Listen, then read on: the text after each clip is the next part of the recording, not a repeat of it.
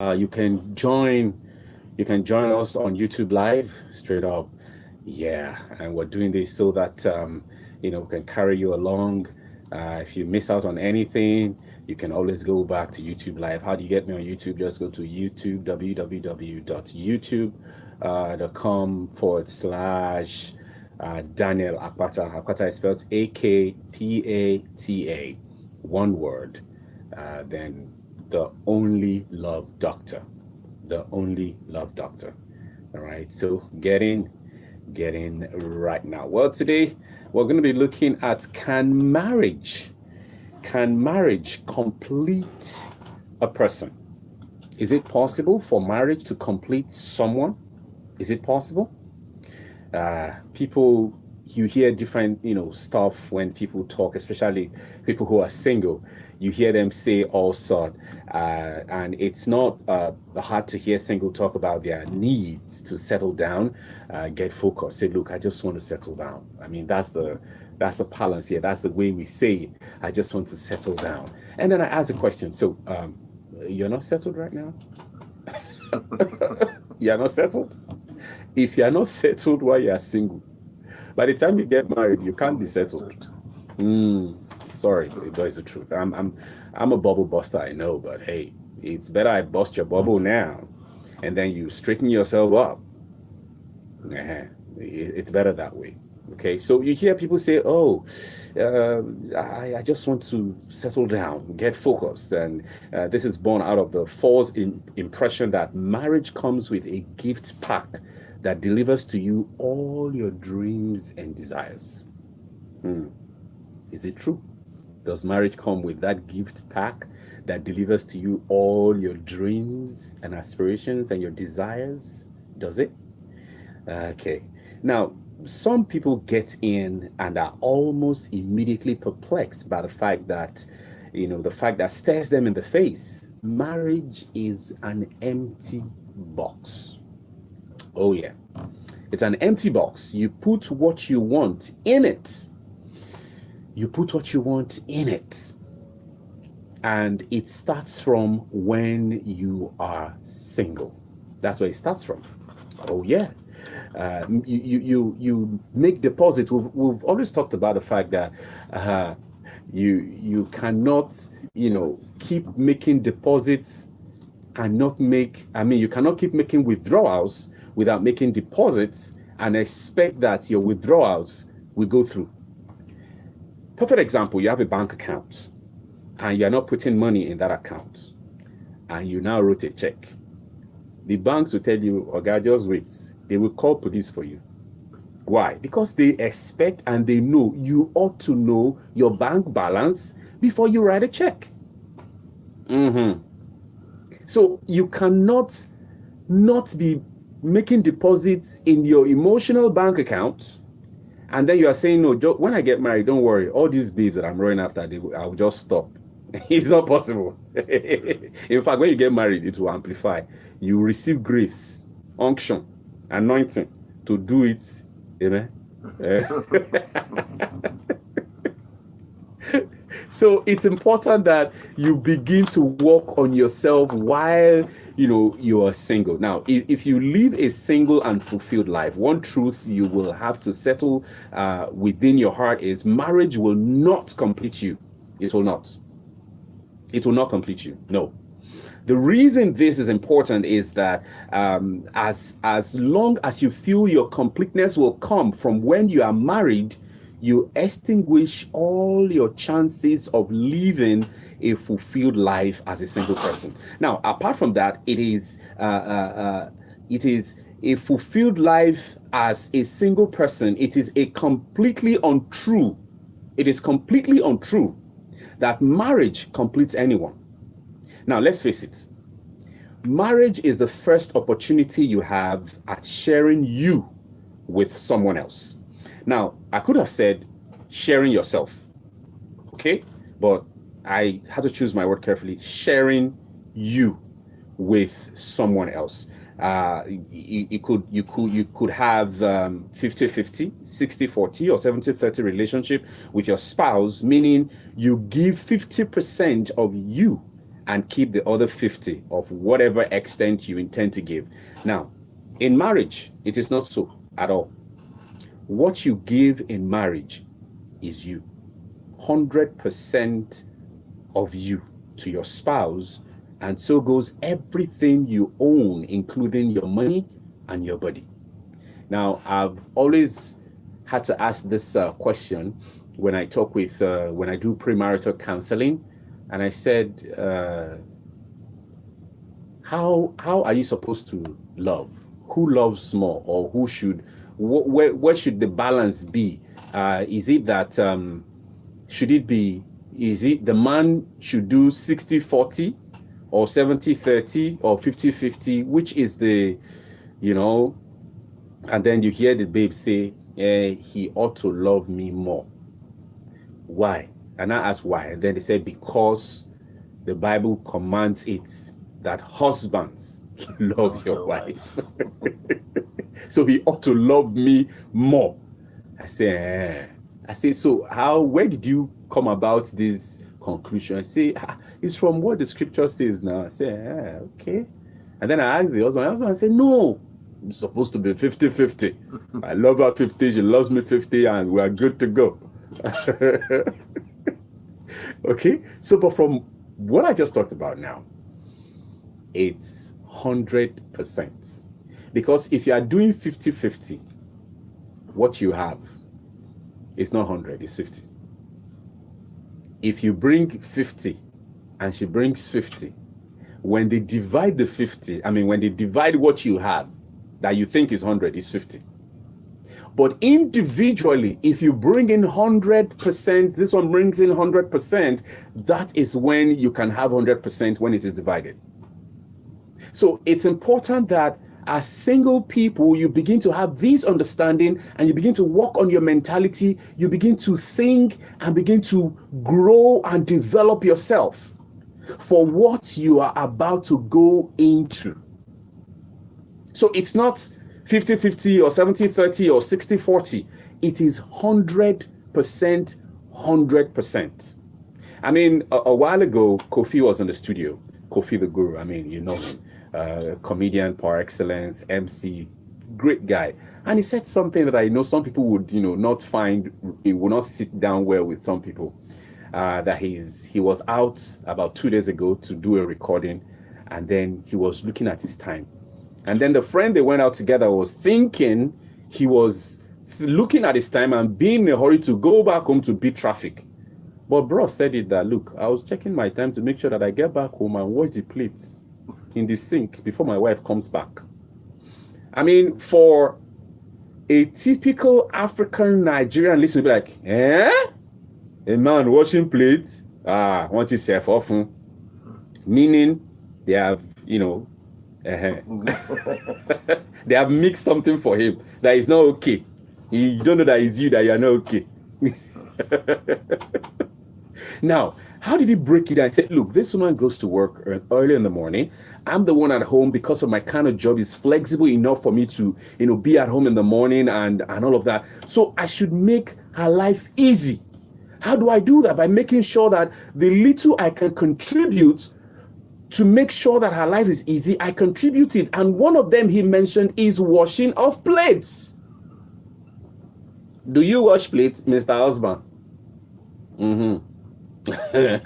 Or as a single man that is intending to get married, can you wash plates for your wife?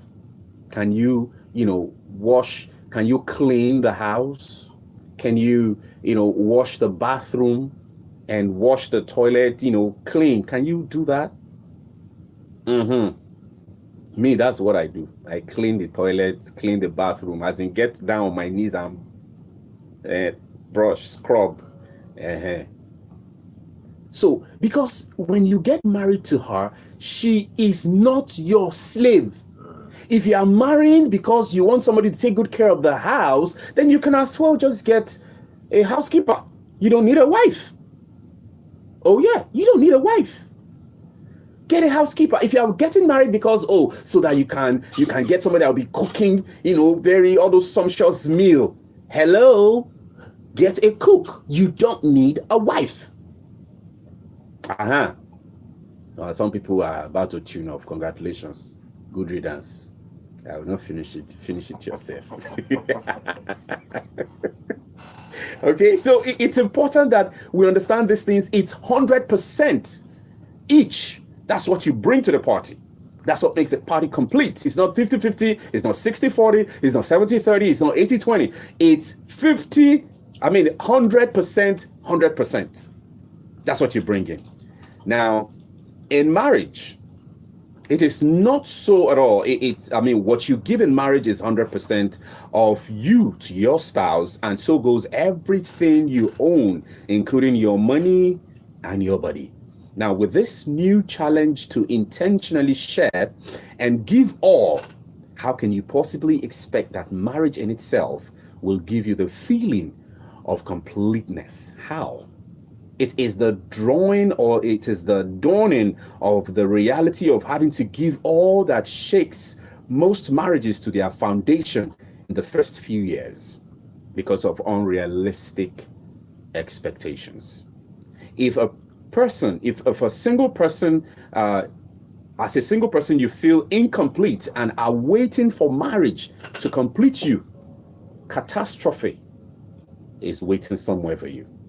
Catastrophe is bound to break out when you find that you have to share that incomplete you with someone else.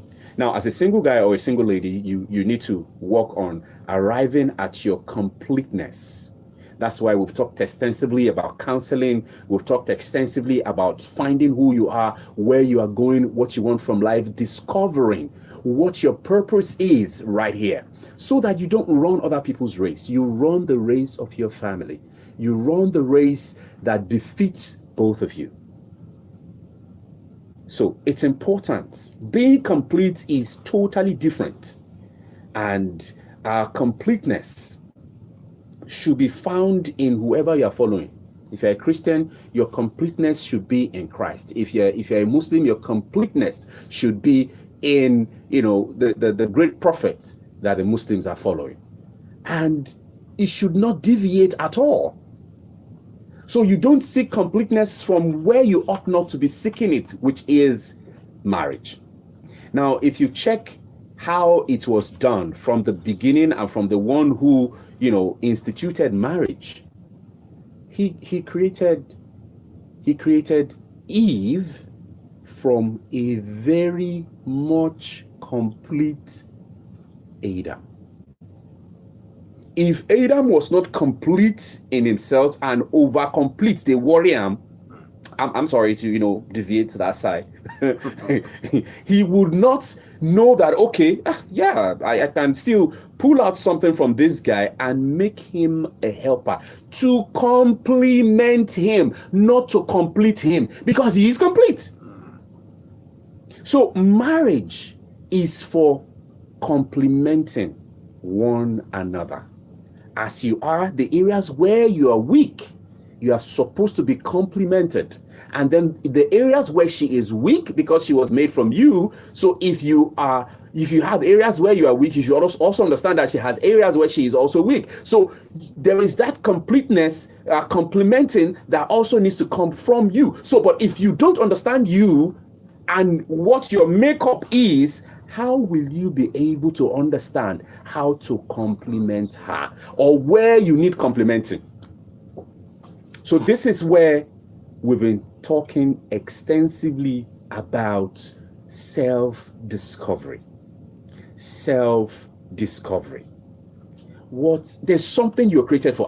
Check it. Buildings are created for people to live in. Cars are created for, transportation, take you from one point to another. There is nothing on earth that is not created for a purpose. Talk less a whole human being. And then you are living your life to chance. You are living your life like kalo. I'm sorry. How do I break that down? Meaning you are gambling with your life. You are gambling with your life. You are trying things. When you ought to, first of all, sit down and understand you and know you and know where you are going. Do a SWOT analysis on yourself. What is SWOT analysis? SWOT is your strength, weakness, opportunities, and threat. Every human being has it. So as a single person, you're able to do that. Now, it even helps you to make sure that you find that person. You will know that it's not every babe that's looking fine or slay queen. I've always said there's a difference between slay queen and slay queen. There's difference. Okay? You will know that it's not every babe out there that is meant for you. You will know as a guy, and as a babe too, you will just know that no, it's not every guy that is looking fly, drives a good car, lives in, works in a good place, has a couple of millions in his account, can afford to go to the club every Friday. It's not every guy. If you know where you are going, you will know that that is not the kind of guy that can assist you to get to where you are going. I've always talked about the 3 different kinds of men.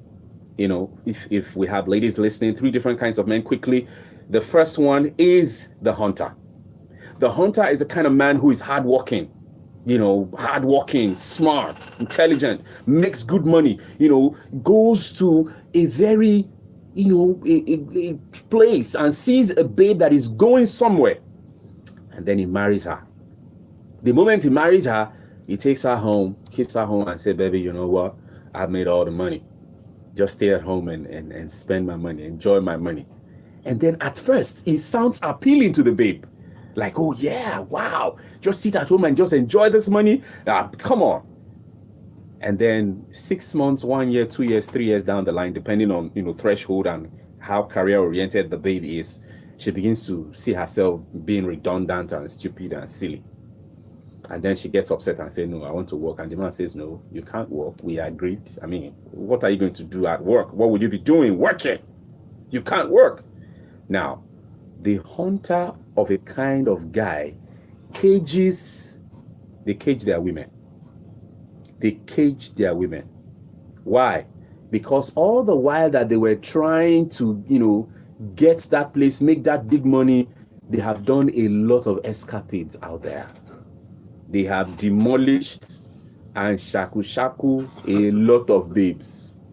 So this one that they have married, they don't want something like that to be done to her, so they cage her. And then at last, I say, okay, you know what? Don't worry, I'll open a supermarket for you.